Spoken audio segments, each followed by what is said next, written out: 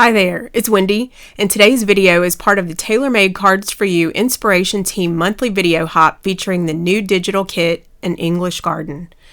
Taylormadecards4u is also the sponsor for the Crafters Castle Challenge blog, and the winner for this month's challenge will win the featured kit.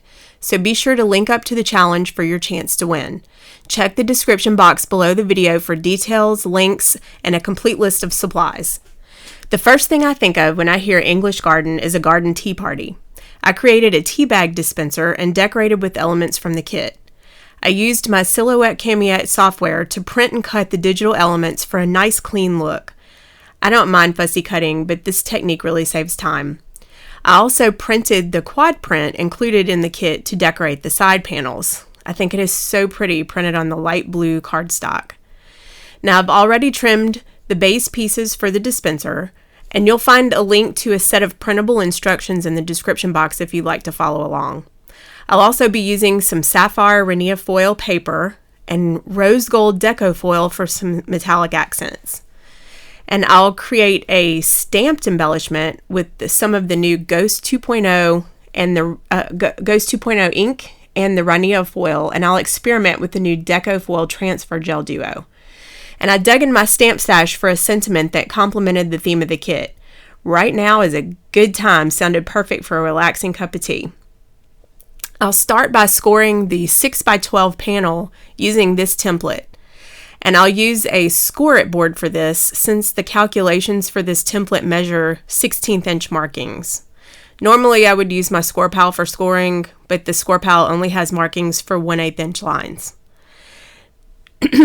Now I'll be using the scored lines as a guide to line up the neighboring score lines for each section. So I didn't really have to do any math for this. I just had to make sure I could read a ruler.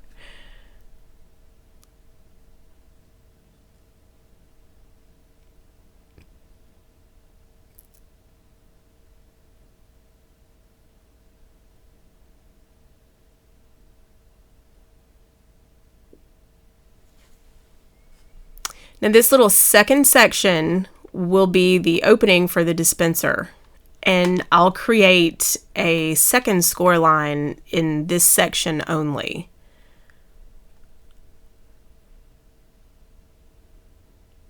Now I'm going to cut between the flaps and then I'll trim off a little excess piece.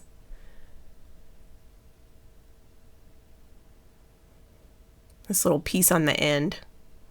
And I'll just get rid of that. Now this piece is the mechanism for the opening. Well, not really a mechanism. It's just going to be where the opening of the tea dispenser will be. So instead of trimming that off, I'm just going to fold it up and put a little glue on it in just a little bit. And I'm just going to pre-fold on all the flaps so that when I'm ready to glue everything together, the paper has been trained where I want it to go. Next, I'm going to create the box lid, and I'm going to score on all 4 sides.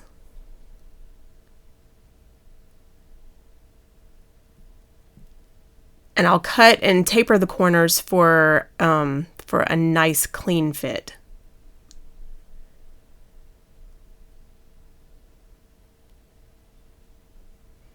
You don't have to do this step, but it really does help everything fold together really nicely.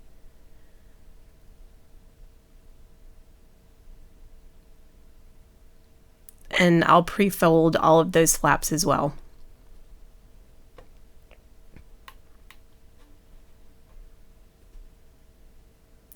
And now I'm going to work on the decorative panels, and I've already trimmed the pieces using the instructions as a guide. And I'm just going to add some ink distressing with vintage photo distress ink. If this is the only distress ink you ever buy, I promise you will use it almost every time that you scrapbook. I love it. And I'm going to add the ink distressing to all of my panel pieces, including the lid.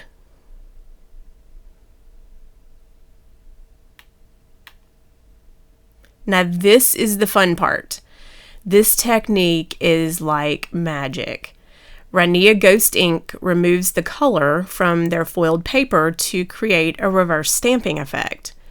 So I've experimented and found that wiping with a baby wipe, to do that first instead of a dry paper towel after stamping, prevents the ink from smearing.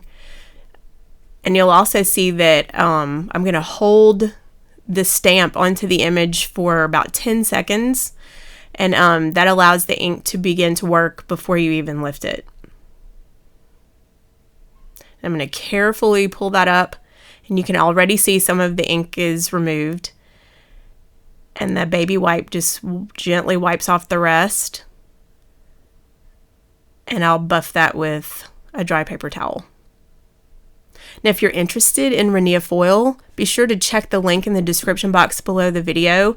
If you shop with me, you'll get a 10% discount. Now, I just received my Deco foil order yesterday and had to test out the new Transfer Gel Duo. This product works two ways, with or without heat. So you can use it with a laminator or pressure from a die cutting machine. And I wanted to see if it would work with manual pressure using a bone folder, and I actually did a video with this technique with another type of glue, and I'll include a link to that video. But the directions say to wait until the gel dries clear, but it was such a thin layer that I just went ahead and tested it with a piece of Deco foil.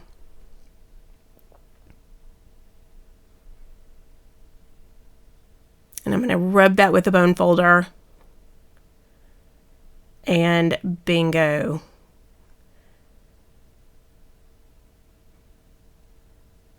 It's such an easy technique, and it adds such a nice little frame border to sentiments, card panels. Anyway, it's one of my favorite techniques. And I'll repeat this on all of the panel pieces. Now, the last step before I assemble the dispenser is to create a chipboard base. And I'm going to wrap the cardstock around the base using a bookbinding method. And I'll have a link to a Club Scrap video if you're interested in bookbinding. Club Scrap is, their tutorials are pretty fabulous as far as bookmaking, card making, but I love their bookbinding videos. So if you're interested in that, the link will be, you should have seen the link pop up. Okay, now I'm going to just kind of burnish the back of that with a bone folder. And I'm going to trim off the corners so that I don't have a bunch of excess paper when I start folding. And I'll train the paper in the direction that I want it to go so that when I add glue, everything lays flat.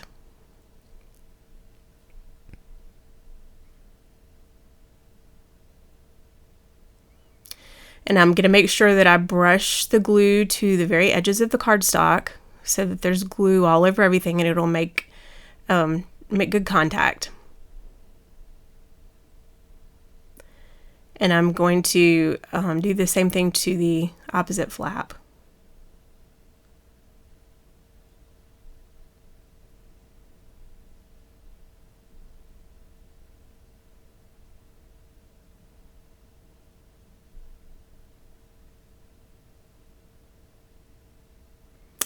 Now I'm going to do one of the methods that Club Scrap teaches, and it is to wrap the corners. So I'm just taking the edge of my bone folder and I'm gently kind of pushing the paper into the corner of the chipboard, and then I'm going to brush on some more glue and fold it over. And when I do, there's not going to be an opening there, because if you don't do that step, the corners actually will make a little point and poke out.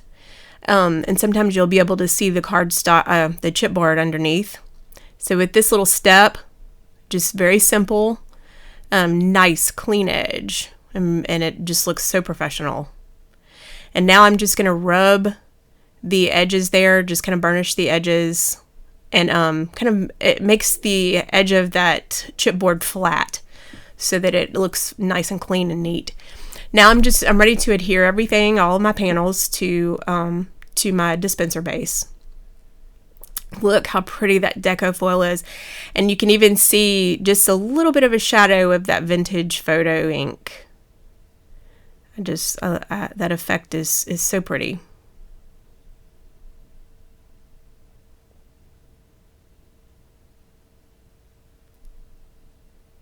And now I'm going to start assembling everything. I'm just going to start adding glue to all of those little tabs.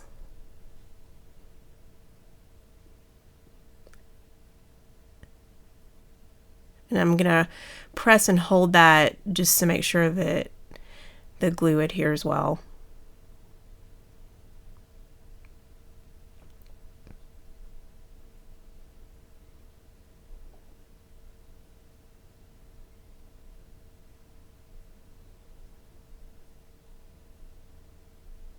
How pretty is that?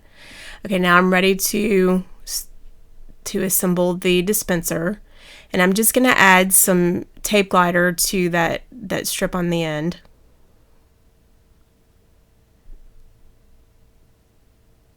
This is such an easy project to put together and would make such a nice gift. And it's something I like, making things that I would actually use, and I'm really going to use this. This is going to go in my kitchen next to my little coffee area.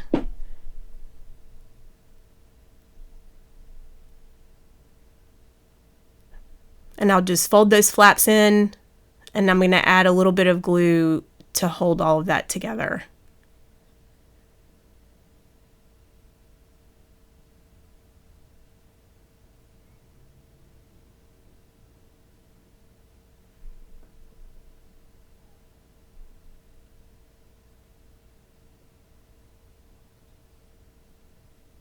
Now, the last step is to adhere the base, and I'm going to add a cover piece of cardstock to cover up that open area. It'll be on the bottom, so no one will see it. So I added a piece of cardstock to the bottom, and I decided not to put anything on the inside since it was all the same color. Just added some ribbon. And there's my stamped embellishment with the Renia foil.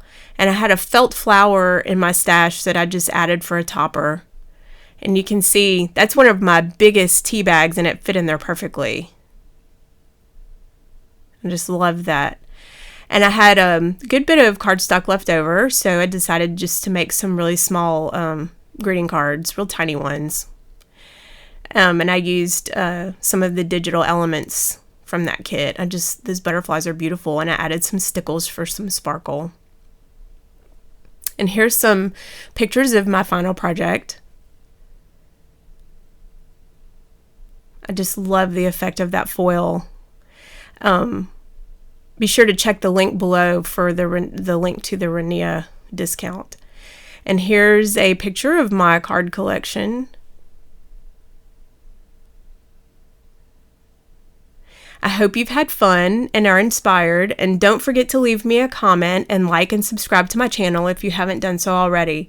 And check out all the fabulous digital kits in the Taylormadecards4u shop, and be sure to link up to the Crafter's Castle Challenge blog for a chance to win this kit. Thanks so much for joining me, and I'll see you next time.